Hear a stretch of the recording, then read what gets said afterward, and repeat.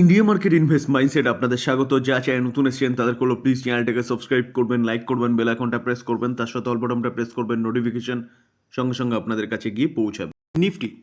নিফটিকে দেখলে দেখা যাবে লাস্ট ট্রেডিং সেশনে অর্থাৎ ফ্রাইডেতে প্রায় 1%-এর কাছাকাছি কিন্তু একটা ভালো আপসাইড মুভমেন্ট দেখিয়েছে। তো এই নিফটি ভালো মুভমেন্ট দেখানো শুরু করেছে জাস্ট, কিন্তু এই ভালো মুভমেন্ট দেখানোর সঙ্গে সঙ্গে একটা খারাপ নিউজও কিন্তু চলে এসছে। নিউজটা কি? অবভিয়াসলি আমরা সবাই প্রায় জানি জিডিপি ডেটা। সেটা নিয়ে কিন্তু এখন আমরা আলোচনা করতে চলেছি। অনেকগুলো তথ্য উঠে আসছে যেখানে নিফটি সামনের দিনে কীরকম মুভমেন্ট দেখাবে, বিশেষ করে নেক্সট উইকে। তো চলুন অ্যাট ফার্স্ট আমরা জিডিপি ডেটাটা কী এসছে সেটা দেখে নিই। ইন্ডিয়ার গ্রস ডোমেস্টিক প্রোডাক্ট অর্থাৎ জিডিপি দেখলে দেখা যাবে কবে রিলিজ হয়েছে? 29শে নভেম্বর, গতকাল মার্কেট ক্লোজ হয়ে যাওয়ার পরে, যেখানে এর ইম্প্যাক্ট কিন্তু আমরা মন্ডেতে দেখতে পারবো। প্রিভিয়াস ছিল কত? 6.7%। ফোরকাস্ট করা হয়েছিল, মার্কেট জানতো বা বলতে পারেন মার্কেট এক্সপেক্ট করেছিল কিছুটা কম আসবে, যেখানে 7% কি তার উপরে আমাদের জিডিপি ডেটা কিন্তু আসছিল। সেখানে মার্কেট এক্সপেক্ট করেছিল কিছুটা কম 6.5, যেটা এক্সপেক্ট করেছিল তার থেকেও কিন্তু খারাপ রেজাল্ট করেছে 5.4। আমরা যদি প্রিভিয়াস জিডিপি ডেটা দেখলে দেখা যাবে, দেখুন, অর্থাৎ কোয়ার্টার ওয়ানের, এটা কোয়ার্টার টু এর জিডিপি ডেটা কিন্তু আলোচনা করলাম আমি। কোয়ার্টার ওয়ানে দেখলে দেখা যাবে 6.9 এক্সপেক্ট করা হয়েছিল, সেটা এসছে কত? 6.7, যেটা প্রিভিয়াস ইয়ার এসছিল কত? 7.8। তো দেখুন, তার আগে যদি আমরা জিডিপি ডেটা দেখলে দেখা যাবে কন্টিনিউয়াসলি কিন্তু ভালো আসছিল। তো লাস্ট দুটো কোয়ার্টারের জিডিপি যেটা এক্সপেক্ট করা হয়েছে তার থেকে কম এসছে। এটা কিন্তু অবভিয়াসলি একটা খারাপ নিউজ আমাদের মার্কেটের জন্যে। যেখানে জিডিপি যদি কম হয় তাহলে কিন্তু বলতে পারেন যে ইকোনমি স্লো ডাউন হচ্ছে। দেখুন, এর রিয়াকশান মন্ডেতে কী হবে? আমার মনে হয় রিয়াকশান অলরেডি আমরা দেখে ফেলেছি। কীরকমভাবে? দেখুন, আমরা কোয়ার্টার টু এর যে রেজাল্ট দেখেছি, ফাইন্যান্সিয়াল কোম্পানিগুলো বলুন, অর্থাৎ ব্যাঙ্কিং সেক্টর বলুন বা আদার্স যে কোনো সেক্টর বলুন, এফএমসিজি সেক্টর বলুন, প্রতি কটা সেক্টরের রেজাল্ট খুব একটা ভালো কিন্তু হয়নি। যেখানে এই কোয়ার্টার টু এর রেজাল্টের কারণেও কিন্তু আমাদের নিফটি পড়েছিল বলতে পারেন। কারণ কোয়ার্টার টু এর খুব একটা ভালো কিন্তু ওভারঅল পারফরমেন্স দেখায়নি স্যার। জিডিপি সেখানেই কিন্তু পড়েছে, মার্কেট কিন্তু সেটাকে মনে হয় হজম করে নিয়েছে। তো এখন সরকারের করণীয় কী? দেখুন, জিডিপি কমছে মানে বলতে হবে যে মার্কেটে বা আমাদের লিকুইডিটিতে কিন্তু অভাব দেখা দিয়েছে। তো লিকুইডিটিতে অভাব দেখা দেওয়া মানে বলতে পারেন স্লো ডাউন এসছে, জিডিপি কমেছে। ঘুরিয়ে ফিরে একই কথা বলে দিলাম। যাই হোক, তো এখন কি করতে হবে? গভর্নমেন্টকে লিকুইডিটিকে বুস্ট আপ করতে হবে। লিকুইডিটিকে কী করে বুস্ট আপ করবে? সারা ওয়ার্ল্ড কিন্তু এখন কি করছে? রেট কাট করছে। তো সেই জায়গায় দাঁড়িয়ে স্যার আমাদের আরবিআইকেও কিন্তু সেই পথেই এগোতে হবে। যদি লিকুইডিটিকে মার্কেটে ফ্লো না করে, রেট কাট না করে, তাহলে কিন্তু এই জিডিপি ডেটা পরবর্তীকালেও আরও খারাপ আসতে পারে।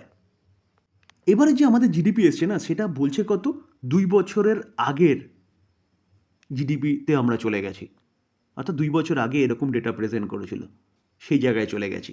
তো এই জায়গা থেকে কিন্তু উঠে আসতে গেলে আরবিআইকে শক্ত হাতে কন্ট্রোল করতে হবে সব কিছু। কারণ ইকোনমিকে যদি ট্র্যাকে আনতে হয় তাহলে অ্যাট ফার্স্ট হাতিয়ার হচ্ছে রেট কাট। দেখুন স্যার, এই আর্টিকেল দেখলে দেখা যাবে যে কি এখন কিন্তু প্রেশার আসছে আরবিআইয়ের ওপরে রেট কাটের, যেখানে আমরা কিন্তু আমাদের ফাইন্যান্স মিনিস্টার নির্মলা সীতারামনের কাছ থেকে সেরকমই একটা ইঙ্গিত পেয়েছি। পীযূষ গোয়েল মিনিস্টারের কাছ থেকেও কিন্তু আমরা সেরকমই একটা ইঙ্গিত পেয়েছিলাম, যেটা নিয়ে কিন্তু আমি আপনাদের সাথে আলোচনা করেছিলাম। দেখুন স্যার, এই আর্টিকেল দেখলে দেখা যাবে আমাদের যে রেট 6.5, যেটা রেপো রেট বলছি আমরা, সেই রেপো রেট কিন্তু সিন্স বলছে মে 2020 কনস্ট্যান্ট একই জায়গায় দাঁড়িয়ে আছে। তো স্যার আমরা দেখেছিলাম যে ইউএসের জিডিপি কম ছিল। ফেড কী করেছিল? ফেড কিন্তু সেই তাদের অর্থনীতিকে ট্র্যাকে রাখার জন্য বা ট্র্যাকে আনার জন্য কিন্তু তারা রেট কাটের পথে গেছে। এখন দেখার বিষয় যে ডিসেম্বর মাসে আমাদের আরবিআই কী করে। যদি আমাদের অর্থনীতিকে ঠিকঠাক জায়গায় আনতে হয় জিডিপিকে আবার বাড়াতে হয়, তাহলে কিন্তু আরবিআইকে অবশ্যই রেট কাট করতে হবে। এবার অনেকে জানেন না যে রেট কাটের সঙ্গে আমাদের ইকুইটি মার্কেটের কী সম্পর্ক। দেখুন স্যার, রেট কাট, এই রেপো রেট 6.5 রয়েছে, রেপো রেট 6.5 রয়েছে মানে ইন্টারেস্ট রেট হাই রয়েছে। ইন্টারেস্ট রেট হাই রয়েছে মানে আমাদের ইকুইটি মার্কেট থেকে এফডিতে যাচ্ছে পয়সা, এটা হচ্ছে 1 নম্বর। 2 নম্বর, ইন্টারেস্ট রেট হাই রয়েছে বলে আমাদের ধরুন ক্রয় ক্ষমতা কমছে। আজকে গাড়ি, বাড়ি, ফ্ল্যাট স্বপ্ন আমরা সবাই দেখি। ব্যাংক থেকে লোন নিতে গেলে ইন্টারেস্ট রেট হাই থাকবে।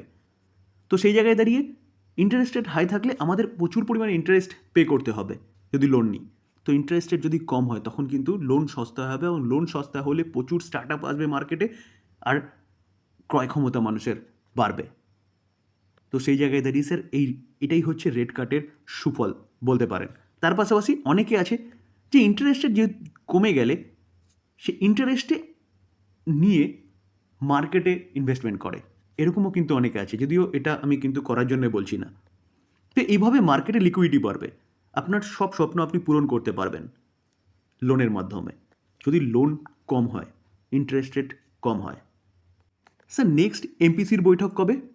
4 তারিখ থেকে শুরু হবে, 6 তারিখে শেষ হবে, এবং 6 তারিখে ইভিনিংয়ে আমরা আউটকাম পাবো।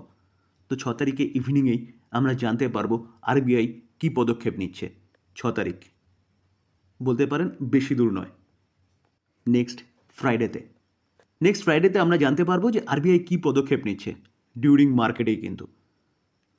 তো সেই জায়গায় দাঁড়িয়ে স্যার সেদিনকে কিন্তু আমরা অবশ্যই রাডারে রাখবো নিফটিকে, যে নিফটি কীরকম রিয়্যাক্ট করছে। আমার মনে হয় মন্ডেতে মার্কেট এটাকে হজম করে নিয়েছে অলরেডি, কারণ এই জিডিপি ডেটা এরকম আসার কারণই হচ্ছে কোম্পানিগুলোর ভালো ফল না করা। Q2 আমরা কিন্তু দেখে নিয়েছি যে কোম্পানিগুলো খুব একটা ভালো রেজাল্ট প্রেজেন্ট করেনি, প্রায় প্রতিকটা কোম্পানি, দিগ্গজ কোম্পানিগুলো, যার জন্যে কিন্তু আমাদের মার্কেট অনেকটা নিচে এসছে।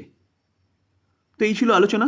এখন দেখার বিষয় যে কি হয় নেক্সট উইকে। অনেকগুলো ইম্পর্টেন্ট নিউজ আসতে চলেছে, তো নিফটি কীরকম পারফরমেন্স করে। তো ভয় পাওয়ার কিছু নেই, আবারও বলবো যে স্যার মার্কেট এইভাবেই রিয়্যাক্ট করে, এইভাবেই চলে। তো মাল্টিপল টাইমে মাল্টিপল খবর আসবে, মার্কেট নিচে আসবে, ভালো ভালো স্টক নিচে আসবে। যদি আপনি লং টার্ম ইনভেস্টার হন তাহলে ভালো ভালো স্টকগুলোকে পিক করে চুপচাপ হোল্ড করুন।